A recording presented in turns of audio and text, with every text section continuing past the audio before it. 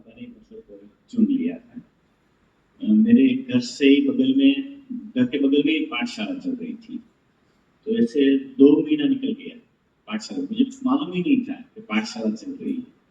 क्योंकि बिजनेस के कारोबार में रात को 10 बजे, साढ़े 10 बजे आते, तो पाठशाला तो वहीं चले जाते। एक दिन जल्दी आया था, वो बाहर बैठा था और दीदी को देखा, तो वो आए, तो मैंने कहा ये कौन है करके पूछा, तो वो बोले कि यहाँ पाठशाला ऐसे चल रही है, 2 महीने से चल रही है, और शिवरात्रि का भी फंक्शन गांव में हुआ था, लेकिन मुझे कुछ मालूम नहीं था।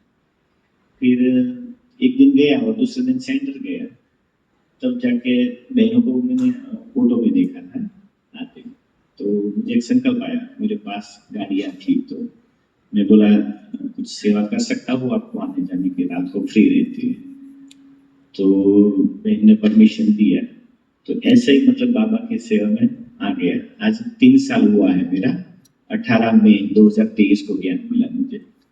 और हर महीने मधुबन जाता हूँ, 3rd या 4th सैटरडे संडे 2 दिन निकाल लेता हूँ और मधुबन चला जाता हूँ। तो ये 3 साल में मैं करीब 25 से 26 बार मधुबन जा चुका हूँ।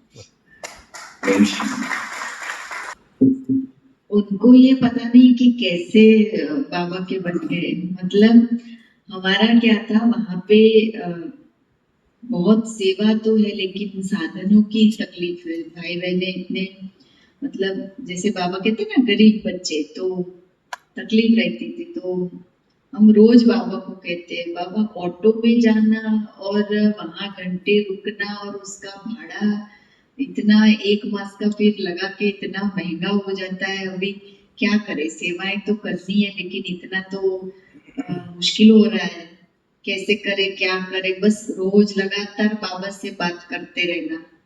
एक बात तो बैठ गए, और बैठे तो ऐसे बैठे कि बहुत वंडरफुल अनुभव है हमारा। तो ऐसे बहुत ही जैसे ना मीठा झगड़ा जैसे बाबा से, कि अभी तो सेवाएं नहीं करेंगे, इससे बैठे आप ही बोलते हो ना योग करो, बस योग करेंगे, सेवाएं अगर करवानी है तो आप समान किसी बच्चे को भेज दो।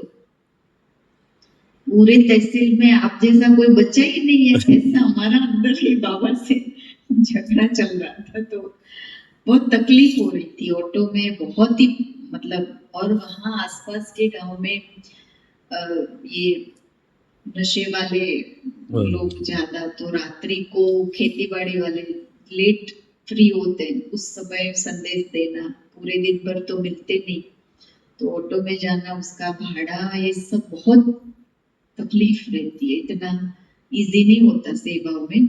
11 बज जाते हैं रिटर्न होते होते। सुबह का तो शेड्यूल एज इट इज रहता है।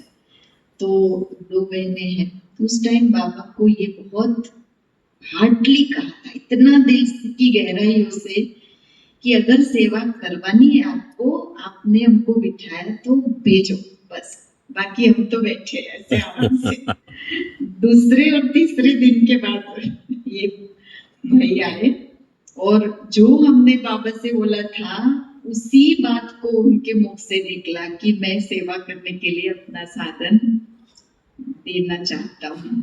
मैंने बाबा को वही बोला था कि यही तकलीफ है और यही आपको भेजना है, बस।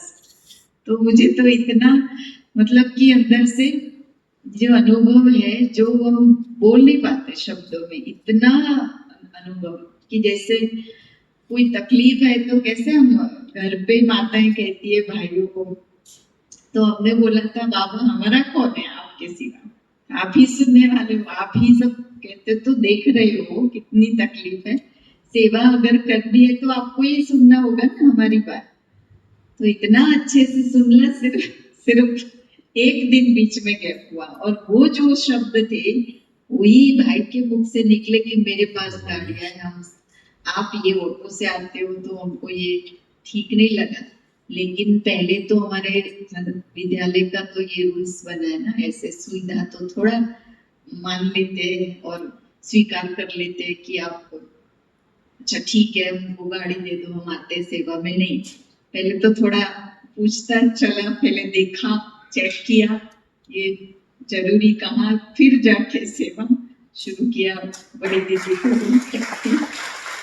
तो जैसे बाबा कहाँ से कहाँ किसी को निमित्त बना देता है, बहुत वंडरफुल अनुभव। अनुभव है। और ये पहले से ही आत्मा, जैसे हमने नाम दिया है बाबा सिलेक्टेड 100, तो मतलब भगवान ने सिलेक्ट किया है, तो उस हिसाब से वो सेवाएं उनको नेचुरली लकीली मिल रही है। और जैसे अपने आप बाबा ही उनको चला रहे, बढ़ा रहे हैं। ज्ञान में बाबा कहते हैं ना लास्ट सो फास्ट और फर्स्ट, तो इस कैटेगरी में ये आत्मा, हमको तो लगता है ऐसा, तो ये अनुभव है।